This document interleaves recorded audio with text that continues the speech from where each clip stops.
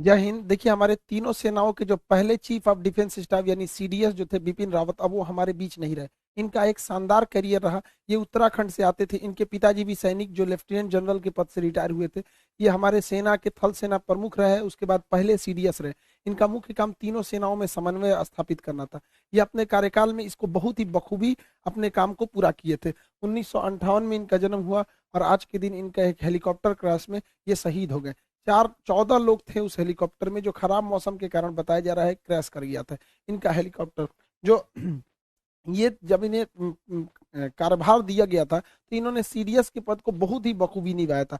नौसेना के पी8I को लद्दाख में तैनात करना इन्हीं का डिसीजन था। उत्तरी कमांड को थिएटर कमांड बनाना, यानी तीनों सेना आपस में कोऑर्डिनेट करके लड़ाई लड़ेगी, इनकी सबसे बेहतरीन डिसीजन थी। इन्होंने नेवी, आर्मी, एयरफोर्स सबको बहुत बेहतरीन से किया था। भगवान इनकी आत्मा को शांति दे। देखिए, लेकिन क्या कर सकते हैं, हमारा ये जो विमान दुर्घटना हुआ है, ये हेलीकॉप्टर ये कई बार भी क्रैश कर चुका है। इस दुर्घटना में ये साउथ इंडिया में थे, यहाँ ऊटी है तमिलनाडु के पास, यहाँ पर, यहाँ नेल्लोर के पास, यहाँ पर, यहीं पर इनका हेलीकॉप्टर जो है, इनकी पत्नी भी साथ में थी। दोनों लोग को अफसोस के मतलब बचाया नहीं जा सका। बहुत मतलब दर्दनाक ये हादसा था।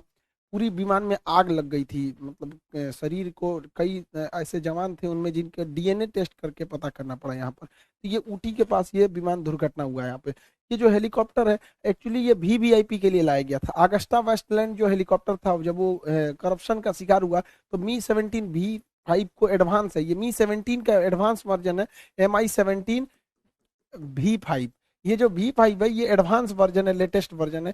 इसे हम लोग 2012 के कॉन्ट्रैक्ट में लाए थे। 2018 में ये पूरी तरह से कंप्लीट हो गया था। 2019 में इसकी सर्विसिंग भी भारत में चालू कर दी गई थी। इसमें हमारे नरेंद्र मोदी भी जाते हैं। ये कई जितने भी वीआईपी लोग जाते हैं इसी से जाते हैं। अभी ये कई बार दुर्घटना भी ग्रस्त हो चुका है। 2013 में जब ये नया नया आया ही था, तभी उस समय उत्तराखंड के रेस्क्यू ऑपरेशन में विंग कमांडर शहीद हो गए थे।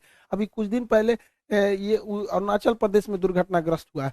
2019 में हमारे ही अपने सैनिकों द्वारा इसके ऊपर स्पाइडर मिसाइल चला दिया गया था, तो इसमें भी ये भी उस समय क्रैश हो गया था। हालांकि दुनिया में 60 देश इसका इस्तेमाल करते हैं, बहुत विश्वसनीय है। इसमें कई सारी लेटेस्ट टेक्नोलॉजी का भी यूज किया गया। इसके आर्मर को बुलेट प्रूफ बनाया गया, ताकि गोली, अगर ये लो हाइट पर चलेगा तो गोली वगैरह वगैरह को ये रोक सके। इसमें एडवांस रडार सिस्टम लगाया गया, जो किसी भी तरह के आगे की जानकारी देता है। एक्चुअली ये ट्रांसपोर्ट के साथ साथ ये एक अटैक हेलीकॉप्टर के तौर पे भी काम करता है। इसके अंदर का अगर देखेंगे तो इसे सैनिकों को ले जाने के लिए दिया गया है। इसमें 36 सैनिक हथियार के साथ तैनात हो सकते हैं। ये 13,000 किलोग्राम के चीजों को उठा के एक जगह से दूसरे जगह में ले जाने में सक्षम है। ये इसको मेनली मतलब ट्रांसपोर्ट के तौर पे इस्तेमाल किया गया था। ये बहुत विश्वसनीय दुनिया में रहा है। हालांकि कई टेक्नोलॉजी का 100% हम भरोसा नहीं कर सकते। ये 250 किलोमीटर प्रति घंटा की रफ्तार से चल सकता है और इसकी सर्विस सीलिंग बहुत अच्छी है। 6 किलोमीटर ऊंचाई यानी 6,000 मीटर ऊंचाई पर ये उड़ सकता है पहाड़ी क्षेत्र में। वहां ये डिप्लॉयमेंट के लिए बहुत ही बेहतरीन साबित होगा। इसमें दो दो इंजन लगाए गए हैं। ट्विन इंजन पे ये काम करता है। नाइट विजन है इसमें, ऑनबोर्ड है ये, इसमें हर चीज की नई एडवांस टेक्नोलॉजी लगाई गई है। फिर भी ये आए दिन दुर्घटनाग्रस्त होता है। हेलीकॉप्टर में कई ऐसे मतलब देशों में भी ऐसी घटनाएं इसकी रिकॉर्ड की गई है। इसमें on board navigation system, radar, advance radar system को लगाया गया है।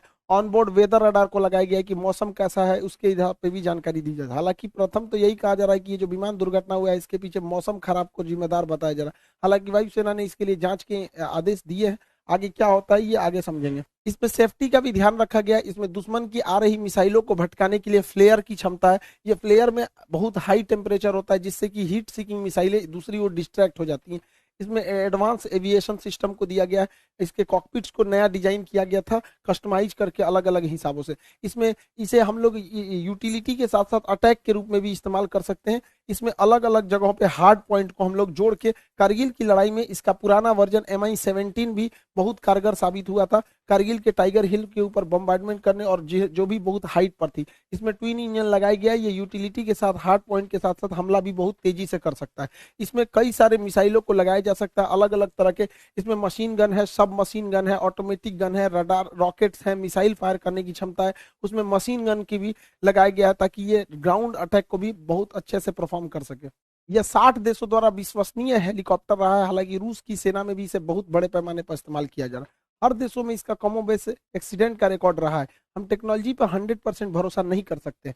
एक्चुअली जब भी आप कोई विदेश से हथियार को लाते हैं तो उसमें परमानेंट आप मेंटेनेंस उतना अच्छा नहीं कर पाते हैं जितना आपके पास खुद का रहता है। क्योंकि विदेश अगर कोई ऐसे कल पुर्जे खराब हो गए जो विदेश से लाने हैं, तो आप उसको थोड़ा सा टॉलरेट करके भी चलते हैं कि चलो भैया अभी पूरी तरह से खराब नहीं हुआ है। लेकिन वही अगर हम अपना हेलीकॉप्टर देखेंगे, ध्रुव जो इसे हम बना रहे हैं, तो अभी हमको स्वदेशी बनाना पड़ेगा। लेकिन क्या करें, भारतीय सेना में स्वदेशीकरण, मेक इन इंडिया को सबसे ज्यादा अगर किसी ने बढ़ावा दिया था सेना में, तो बिपिन रावत जी ने ही दिया था। अब कई सारे ऐसे हथियार, ऐसे सारे ऐसे इंस्ट्रूमेंट थे जिसपे आयात पर बैन लगा दिया गया था। पहली बार भारत जो है इसराइल के बराबर हथियार एक्सपोर्ट करने में जा रहा है।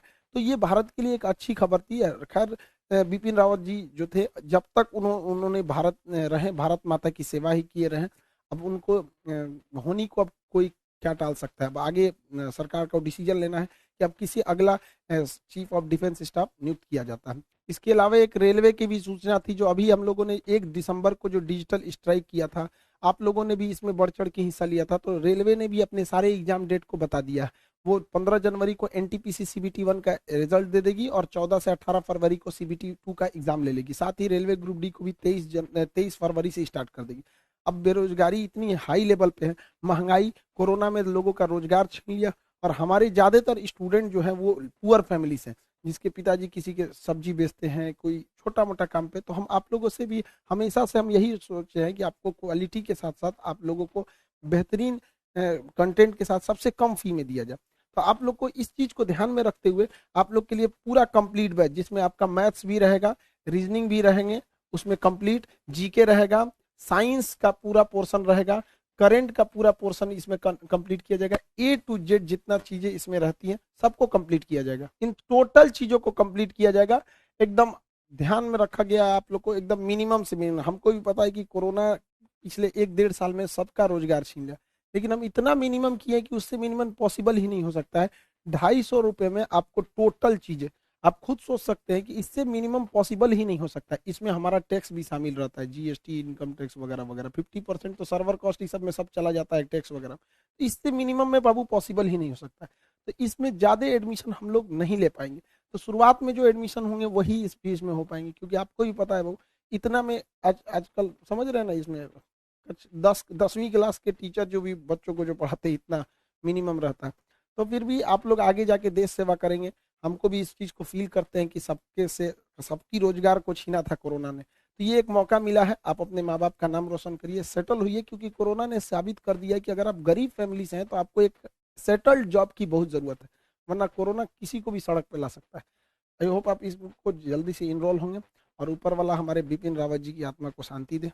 मिलेंगे नेक्स्ट क्लास में। जय हिंद।